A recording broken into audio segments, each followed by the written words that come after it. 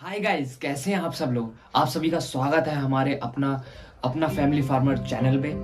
और आज की वीडियो होगी जो इनसाइड टॉक्सिक एलिमेंट्स होते हैं उनको हम लोग कैसे बाहर निकालें। आपने वो कहावत तो सुनी होगी कि लोग कहते हैं कि व्यक्ति जैसा खाता है वैसे ही उसका शरीर बनता है या वैसे ही वो होता है, या फिर बीमारियों की सारी वजह हमारा खान पान ही होता है। तो आइए बात देखते हैं, क्या बातें सही हैं, क्या बातें सही नहीं है और क्या सच में ऐसा होता है। चलिए शुरू करते हैं आज की वीडियो। तो जैसे कि बात करें क्वालिटी ऑफ लाइफ की, तो जी हाँ, बिल्कुल खान पान का बहुत असर पड़ता है। कभी कभी आपने ऐसा देखा होगा कि आप घर से बाहर जाते हैं या फिर कहीं खुली जगह पे जाते हैं तो आपको एकदम से अच्छा लगने लगता है, हवा अच्छी लगने लगती है, धूप में है तब भी अच्छा लगने लगता है। तो वो एक्चुअली क्या होता है, एक्चुअली हमारी बॉडी का जो एक्युमुलेशन है वो उस समय बढ़िया हो रहा होता है। आपने पिछले एक दिन में 24 घंटे में या फिर 48 घंटे में कुछ ना कुछ ऐसा किया होता है जिससे आपकी बॉडी एक सही सर्कुलर फॉर्म में आ जाती है, सही से काम करने लगती है, तो आपको चीजें अच्छी लगने लगती है। कभी कभी ऐसी चीजें हमारी बॉडी कई प्रकार के खाने को डाइजेस्ट करती है, लेकिन दरअसल ये बनी किसको खाने के लिए है, ये हमें गौर करना चाहिए। तो हमारी बॉडी दरअसल नेचुरल फूड्स के लिए बनी थी, जो नेचुरली अर्थ पे अवेलेबल होते हैं उनके लिए बनी थी। लेकिन आजकल हम लोग उसे बहुत सारे फूड्स खिलाते हैं, जैसे फास्ट फूड हो गया, फ्राई फूड हो गया, प्रोसेस्ड फूड हो गया, पैक्ड फूड हो गया, और ऐसे बहुत सारे फूड होते हैं। जंक फूड को तो हम भूल नहीं सकते हैं, जो मोमोज, टिक्की वगैरह हम लोग खाते हैं, वो सारा हो गया। तो दरअसल होता क्या है, ये हमारे डाइजेस्टिव सिस्टम में जाके फंस जाती हैं सारी चीजें। और वहीं अगर हम बात करें तो जब ये लेयर एक तरीके से मोटी लेयर जब बन जाती है आंतों के ऊपर और बाकी जगह पे, सब जगह पे, तो उसमें हो जाते हैं कीड़े मतलब बैक्टीरिया, वायरसेस हो जाते हैं। और वही बैक्टीरिया और वायरस हम लोगों को जब भूख लगती है तो हमारा शरीर खींचता है, तो वो ब्लड सेल्स में एक्चुअली न्यूट्रिशन का जो सिस्टम होता है वो इस प्रकार का होता है कि हमारा खाना जब पचता है तो वो उससे न्यूट्रिशन को खींचा जाता है और हमारे ब्लड सेल्स में वो आ जाता है, उसके द्वारा पूरे शरीर में न्यूट्रिशन पहुंच जाता है। लेकिन जब इस प्रकार की बैक्टीरिया, वायरसेस आपके खाने में मौजूद होंगे, यानी कि कंजम्पशन एटलीस्ट तो वही करेंगे ना, जब दूध जमा हुआ है पूरा, तो आप जो कंजम्पशन ले रहे हैं तो वही चीजों का ले रहे हैं। तो उन सी चीज़ों से क्या होता है कि हमारे और चीज़ों में जो समस्या होती है, जैसे कि हम बात करें कि अस्थमा की प्रॉब्लम हो गई और जोड़ों में दर्द हो गया, माइग्रेन होता है, कई लोगों को बहुत भयंकर माइग्रेन होता है, ठीक है। और इसके अलावा एनेक भी होता है, मतलब स्किन रिलेटेड डिसीज होती हैं। तो बहुत सारी डिसीज हैं। कब्ज हो गया, बहुत बड़ी समस्या है, कब्ज हो गया। ये सारी समस्या जो है इसी से रिलेटेड होती हैं। और दरअसल होती क्यों है, क्योंकि मैदा से बनी चीजें, मोमोज, बतासे, चाट, पटक्के, ऐसी सारी चीजें हम लोग लगातार कंज्यूम करते रहते हैं और अंदर की सफाई पे कोई ध्यान नहीं देता। हम लोग रोज नहा लेते हैं, रोज क्रीम पाउडर बाकी चीजें लगा लेते हैं, लेकिन अंदर क्या खा रहे हैं, क्या चीजें जा रही हैं, उन चीजों का कभी भी हम लोग ध्यान नहीं रखते। और इस वजह से ये समस्याएं धीरे धीरे उत्पन्न होने लगती हैं। ये समस्याएं होती कहीं और है और हम लोग इसको दे कुछ और रहे होते हैं। दरअसल हम लोग इसमें मेडिसिन दे रहे होते हैं, दवाइयां दे रहे होते हैं बाहर से कि वो ठीक हो जाए, लेकिन उसकी वजह लौट के आने की यही है। जैसे कि गैस होती है, गैस लोगों को लगातार गैस की प्रॉब्लम होती है, कब्ज होती है, कब्ज की लगातार प्रॉब्लम होती है। आप एक बार में कोई चीज ले रहे हो, दवाई ले रहे हो, तो वो एक बार में ठीक नहीं कर रही है। क्यों? क्योंकि आपका सिस्टम ही खराब है, सिस्टम ही बिगड़ा हुआ है। अगर आप उसको एक तरीके से सही करना चाहते हो तो आपको सिस्टमैटिक वे में उसको सही करना पड़ेगा। लंबे समय तक चलने वाली चीजों को आपको ट्राई करना पड़ेगा। और जैसा कि हमारी मम्मी भी कहा करती थी कि अगर हम लोग ज्यादा मैदा खाएंगे तो पेट में चिपक जाएगी, और ऐसा होता भी है। लिटरली जंक फूड के साथ ऐसा ही होता है कि वो पेट में जाके चिपक जाता है। हो सकता है जो बर्गर आपने कई महीनों पहले खाया हो वो अभी तक उसके अवशेष बाकी हो आपके शरीर में, एब्जॉर्प्शन नहीं हो पाता है, क्योंकि हमारा जो इंटेस्टाइन बना है, आंतें बनी है वगैरह चीजें, जो पूरा सिस्टम है वो इस प्रकार बनाया गया है कि उसको खाना जब शरीर के अंदर जाता है तो वो उसको कंज्यूम करता है, उसको खाता है। और अगर वो उसको नहीं खा पाता है, मान लीजिए आपके जबड़ों में खाना पहले से फंसा हुआ है तो आपके जबड़े चल नहीं पाएंगे। तो उसी प्रकार से आते भी होती हैं, अगर उनमें खाना फंसा हुआ है तो वो ढंग से काम नहीं करती हैं। और यही वजह है कि कई लोगों को कीड़े हो जाते हैं, पेट में कीड़े हो जाते हैं, लंबे लंबे कीड़े हो जाते हैं। तो कीड़े आते कहाँ से हैं? एक्चुअली ये कीड़े पेट में खाना सड़ने की वजह से आते हैं। तो पेट में जब खाना सड़ता है तो ये कीड़े उत्पन्न हो जाते हैं, और कीड़े काफ़ी लंबे लंबे भी हो जाते हैं। आपने सुना होगा, बच्चों के भी हो जाते हैं खास करके।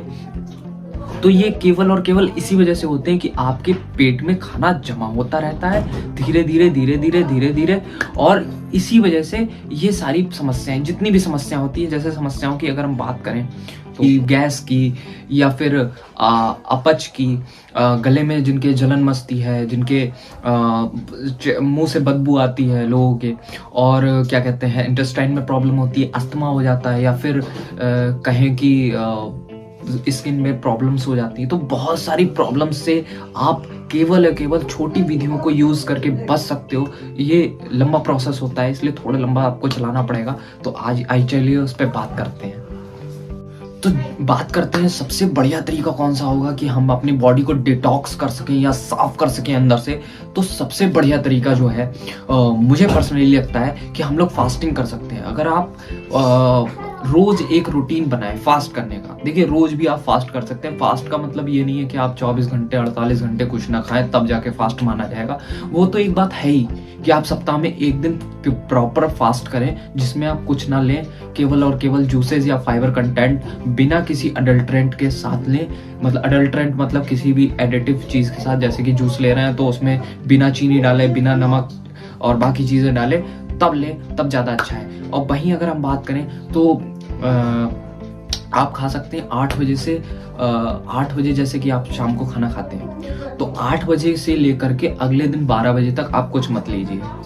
तो जो शरीर होगा, अपना जो कंजम्पशन होगा वो खुद ही बढ़ा देता है, और खुद ही उस कंजम्पशन को बढ़ा के सारी चीजों को बैलेंस कर देता है। आप कुछ और इसको बढ़िया बनाने के लिए आप एक चीज और कर सकते हैं कि शाम का खाना बहुत हल्का लीजिए, 8 बजे तक खाना ले लीजिए, और अगले दिन 12 बजे तक यानी कि करीबन 16 घंटे के लिए आप अपने पूरे शरीर को छोड़ दीजिए, किसी भी चीज को मत लीजिए। या फिर अगर आपको बहुत जरूरत है किसी चीज को लेने की तो एक गिलास दूध या फिर बहुत ही हल्की चीजें ले सकते हैं, जूस वगैरह ले सकते हैं। और सेकंड टेक्निक है एप्पल साइडर विनेगर को लेने की, यानी कि एप्पल का जो छिरका होता है, एप्पल का छिरका होता है या किसी भी प्रकार का जो छिरका होता है उसमें एसिड्स होते हैं। तो एसिड्स क्या करते हैं, हमारे शरीर के अंदर को जाके जो इंटेस्टाइन में, आंतों में जो चीज़ें जमा हो जाती हैं, जो फूड बच जाता है, बचा हुआ जो जितना भी फूड होता है उसको गलाने का काम करता है।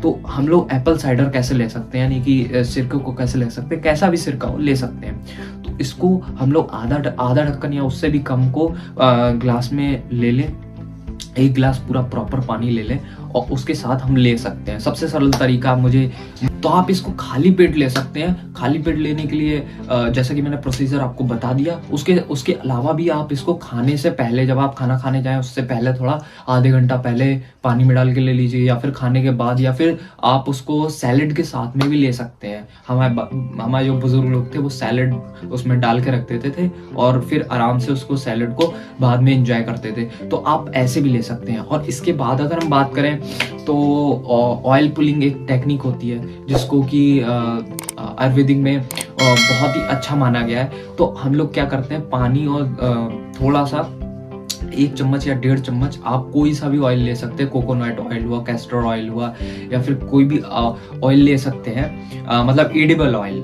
कोई भी ऑयल का मतलब है एडिबल ऑयल है, ऐसा नहीं पेट्रोल ले लो।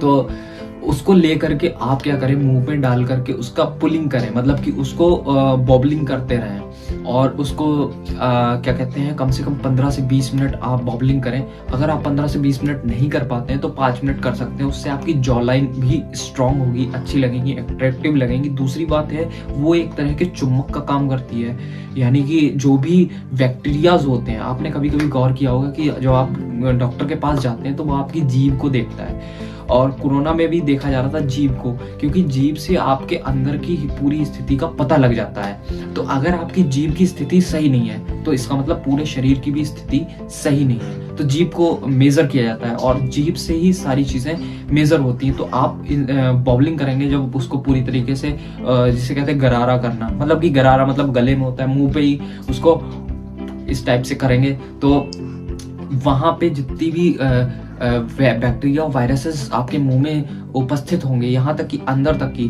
वो भी सफाई इसके द्वारा हो जाएगी। और इसके बहुत ही गजब के रिजल्ट्स हैं स्किन डिसीजेस पे, इस अस्थमा पे, और जो कब्ज है उन चीज़ों पे, गैसेस पे, तो बहुत ही कमाल के रिजल्ट्स हैं। आप इसको ब्रश करने से पहले या बाद में कर सकते हैं, आराम से कर सकते हैं। और ये ब्रश करने से बहुत ज़्यादा इसेंशियल है। आप सोच रहे होंगे कि हम ब्रश तो करते ही हैं, तो इस सब की क्या ज़रूरत है। दरअसल ये ब्रश करने से कहीं ज़्यादा ताकतवर टेक्निक है।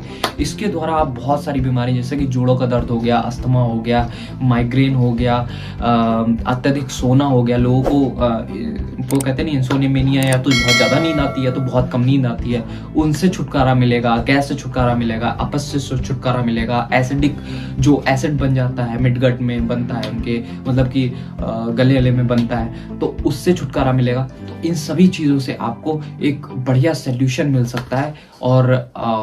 और मैं होप करूंगा आपको ये वीडियो पसंद आई हो। अगर आपको ये वीडियो पसंद आई हो तो आप अपने प्रियजनों तक इसे जरूर पहुंचाएं, लाइक करें, सब्सक्राइब करें, प्लीज सब्सक्राइब करें, बहुत कम सब्सक्राइबर हैं, प्लीज सब्सक्राइब करें और देखते रहे हमारी वीडियो। धन्यवाद।